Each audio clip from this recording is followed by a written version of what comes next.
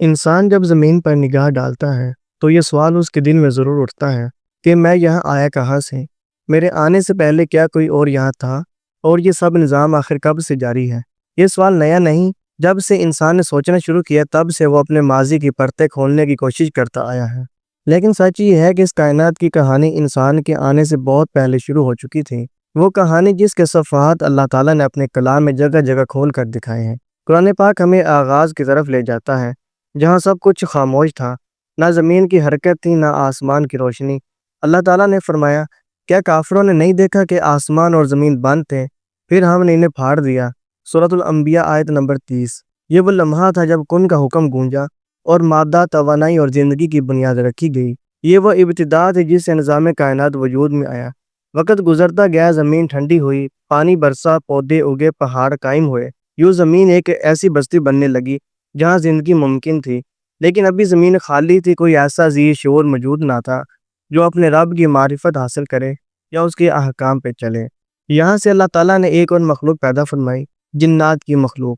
قرآن پاک میں ہے کہ اور ہم نے جنوں کو آگ کی لپٹ سے پیدا کیا، سورۃ الرحمن آیت نمبر 15۔ علماء نے فرمایا کہ یہ آگ کی لپٹ وہ خالص حرارت ہے جس میں نہ دھواں ہے نہ خاک، بلکہ ایک شعلہ ہے جو جلتا ہے مگر بجھتا نہیں۔ اسی شعلے سے ایک مخلوق تخلیق ہوئی جس کے اندر شعور بھی تھا، ارادہ بھی اور آزادی بھی۔ یہ مخلوق فرشتوں سے مختلف تھی کیونکہ فرشتے نافرمانی نہیں کر سکتے، مگر جنات کو اختیار دیا گیا کہ چاہے تو نیکی کرے چاہے تو برائی۔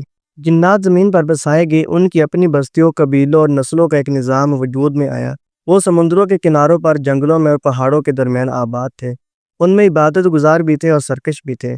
قرآن پاک میں جنات کا قول ہے، اور ہمیں کچھ نیک اور کچھ چیز کے سوا ہم مختلف راہوں پر چلنے والے ہیں، سورۃ الجن آیت نمبر 11۔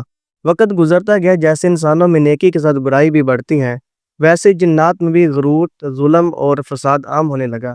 انہوں نے زمین پر خون بہایا، کمزوروں کو دبایا اور سرکشی میں بڑھتے چلے گئے۔ تب اللہ تعالیٰ نے فرشتوں کو حکم دیا کہ وہ زمین کو ان کے ظلم سے پاک کرے۔ روایات میں آتا ہے کہ فرشتوں نے جنات کے خلاف لڑائی کی، بہت سے مارے گئے، کچھ پہاڑوں اور سمندروں کے کناروں میں چھپ گئے۔ یہ وہ لمحہ تھا جب زمین ایک بار پھر سنسان ہو گئی۔ کچھ علماء نے کہا کہ جنات سے پہلے ایک اور مخلوق زمین پر آباد تھی جسے بنی الجان کہا جاتا ہے۔ یہ جنات کی ابتدائی نسلیں تھیں جو بہت پرانے زمانے میں وجود میں آئی۔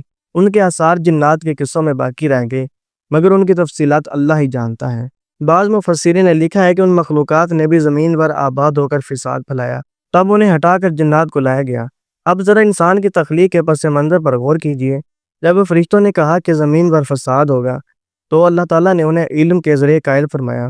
حضرت آدم علیہ السلام کو اسماء سکھائے گئے اور وہ علم وہ دلیل بن گیا جس سے انسان کو شرف خلافت ملا۔ یہیں سے زمین پر ایک نیا باب شروع ہوا۔ جنات جو پہلے یہاں کے حکمران تھے اب ایک نئی مخلوق کے ساتھ شریک ہونے جا رہے تھے۔ انہیں یہ قبول کرنا مشکل لگا۔ ابلیس جو جنات میں سے تھا مگر فرشتوں کے ساتھ عبادت کرتا تھا، اسی لمحے حسد میں مبتلا ہوا، اور یہی وہ حسد تھا جو اس کے انجام کی شروعات بن گیا۔ ابلیس جانتا تھا کہ انسان کو وہ مقام دیا جا رہا ہے جو اسے نہیں ملا۔ اس نے غرور کیا اور کہا، میں اس سے بہتر ہوں، تو نے مجھے آگ سے پیدا کیا اور اسے مٹی سے، سورۃ الاعراف آیت نمبر 12۔ یہ جملہ تاریخ تخلیق کا ایک نقطہ عروج ہے جہاں جنات کا دور ختم ہوا اور انسان کا آغاز ہوا۔ زمین جو پہلے جنات کے زیر سایہ تھی اب ایک ایسی مخلوق کے سپرد کی جا رہی تھی جس کے ہاتھ میں علم اور اختیار دونوں ہوں گے۔ اگر غور کیا جائے تو جنات کی پوری تاریخ انسان کے لیے آئینہ ہے۔ انہوں نے زمین کو تباہ کیا، اپنی طاقت پر غرور کیا اور آخرکار مٹا دیے گئے۔ یہی سبق انسان کے لیے ہے کہ وہ زمین پر رہ کر خود کو خالق کے سامنے جھکائے رکھے، ورنہ وہی انجام دوبارہ دہرایا جا سکتا ہے۔ اللہ تعالیٰ نے زمین پر جنات کا دور ختم کر کے انسان کا دور شروع کیا، مگر یہ تبدیلی صرف مخلوق کی نہیں تھی، یہ امتحان کی نوعیت کی تبدیلی تھی۔ جنات کو اختیار دیا گیا مگر ان کے لیے وحی نازل نہیں ہوئی۔ انسان کو اختیار کے ساتھ ساتھ ہدایت بھی دی گئی تاکہ وہ علم کے ساتھ عدل کریں۔ حضرت آدم علیہ السلام سے پہلے کی زمین ہمیں یہ سبق دیتی ہے کہ کوئی مخلوق ہمیشہ کے لیے باقی نہیں رہتی، باقی وہی رہتا ہے جو اللہ کی فرمانبرداری میں رہے۔ یہی وجہ ہے کہ قرآن پاک جب جنات کا ذکر کرتا ہے تو ساتھ انسان کو بھی مخاطب کرتا ہے۔ اے جنات اور انسانوں، کیا تم پر رسول نہیں آئے جو تمہیں میرا پیغام سناتے؟ سورۃ الانعام آیت نمبر 130۔ یعنی زمین پر اب دو اقوام آباد ہیں، ایک وہ جو نظر آتی ہے یعنی انسان، اور ایک وہ جو پوشیدہ ہے یعنی جنات۔ دونوں کو آزمایا جائے گا اور دونوں کو جواب دینا ہوگا۔ جب ہم حضرت آدم علیہ السلام سے پہلے کی دنیا پر غور کرتے ہیں تو دل میں ایک اور سوال جاگتا ہے کہ جنات ہی پہلی ذی شعور مخلوق تھے یا زمین پر ان سے بھی پہلے کوئی اور مخلوق آباد تھی جسے تاریخ فراموش کر چکی ہے؟ یہ سوال محض تجسس نہیں، یہ انسان کے فہم تخلیق کا دروازہ کھولتا ہے، کیونکہ کائنات کا نظام کبھی خالی نہیں رہا، اور اللہ تعالیٰ کی سنت یہ ہے کہ وہ زمین کو ہمیشہ آباد رکھتا ہے۔ بعض قدیم مفسرین جیسے امام تبری، امام قرطبی اور امام ابن کثیر نے لکھا ہے کہ جنات سے پہلے زمین پر ایک مخلوق آباد تھی جسے بنی الجان یا نسناس کہا جاتا تھا۔ یہ ایسی مخلوق تھی جو شکل میں انسان سے ملتی جلتی مگر فہم و شعور میں کمتر تھی۔ کہا جاتا ہے کہ وہ زمین پر بہت پہلے سے موجود تھی، پہاڑوں اور جنگلوں میں رہتی اور ایک دوسرے پر ظلم کرتی رہی۔ اللہ تعالیٰ نے جب جنات کو پیدا فرمایا تو یہی بنی الجان ان کی جگہ سے ہٹا دیے گئے۔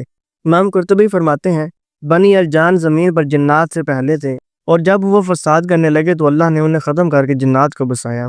یہ بات ہمیں ایک اصول سمجھاتی ہے کہ زمین پر ایک مخلوق کے بعد دوسری آتی ہے، اور ہر نئی مخلوق کو ایک خاص مدت کے لیے آزمایا جاتا ہے۔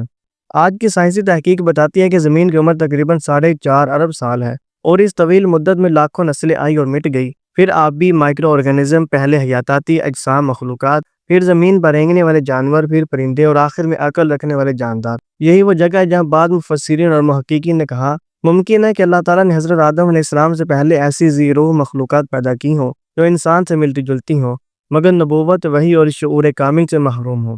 یہ نظریہ قرآن کے اس اصول کے خلاف نہیں، کیونکہ اللہ تعالیٰ فرماتا ہے اور وہ نئی مخلوق پیدا کرتا رہتا ہے جس کا تمہیں علم نہیں۔ سورۃ النحل آیت نمبر 8۔ ہومو سیپینز، جدید سائنس کہتی ہے کہ انسان کی موجودہ نسل تقریباً 2 لاکھ سال پرانی ہے، مگر اس سے پہلے بھی انسان نما مخلوقات جیسے نیندرتھال اور ہومو اریکٹس وغیرہ زمین پر موجود تھیں۔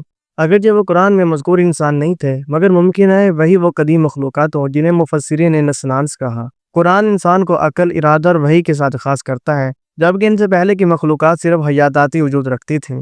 یہ فرق دراصل انسان اور ماقبل انسان کے درمیان ایک واضح لکیر کھینچتا ہے۔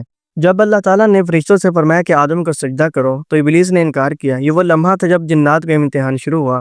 ابلیس خود جنوں میں حصہ تھا، مگر اپنی عبادت اور علم کے سبب فرشتوں کے ساتھ اٹھتا بیٹھتا تھا، مگر دل کے اندر چھپا ہوا غرور اس وقت ظاہر ہوا جب اس نے اپنے آپ کو آگ کی برتری پر نازا کیا اور انسان کو مٹی کا کمتر وجود سمجھا۔ اللہ تعالیٰ نے اس سے فرمایا نکل جا یہاں سے، تجھے یہاں تکبر زیب نہیں دیتا۔ سورۃ الاعراف آیت نمبر 13۔ یہ واقعہ ہمیں 2 سبق دیتا ہے۔ نمبر 1، عبادت بغیر اخلاص کے غرور میں بدل جاتی ہے۔ نمبر 2، علم اگر عاجزی نہ لائے تو زوال کا باعث بن جاتا ہے۔ یہی وہ لمحہ تھا جب ابلیس کو شیطان کہا گیا اور اس نے اعلان کیا کہ وہ حضرت آدم علیہ السلام کی نسل کو گمراہ کرے گا۔ آج بھی جنات اس زمین پر موجود ہیں۔ قرآن پاک ان کے وجود کو واضح الفاظ میں بیان کرتا ہے۔ فرق صرف اتنا ہے کہ وہ پوشیدہ دنیا میں ہیں اور ہم ظاہر دنیا میں۔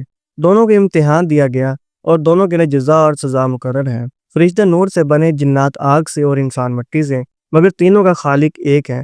یہی وحدت ہمیں سمجھاتی ہے کہ تخلیق کا اصل مادہ نہیں بلکہ مقصد ہے۔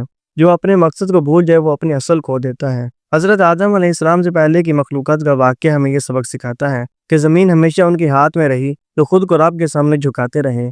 جب بھی کسی مخلوق نے اپنی طاقت یا علم پر غرور کیا اسے مٹا دیا گیا۔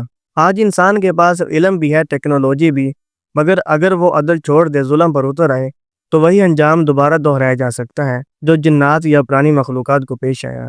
حضرت آدم علیہ السلام سے پہلے کی دنیا کا مطالعہ ہمیں ایک عظیم سبق دیتا ہے کہ تخلیق کا مقصد صرف وجود نہیں بلکہ ذمہ داری ہے۔ اللہ تعالیٰ نے زمین کو کبھی خالی نہیں چھوڑا۔ آج انسان انہی راستوں پر چل رہا ہے۔ علم اس کے پاس ہے، اختیار اس کے پاس ہے، مگر اگر اس کے دل میں عاجزی نہ رہی تو وہ بھی تاریخ کی مٹی میں دفن ہو جائے گا۔ ناظرین، اسی کے ساتھ مجھے اجازت دیجیے اور اپنا خیال رکھیے گا۔ اللہ حافظ۔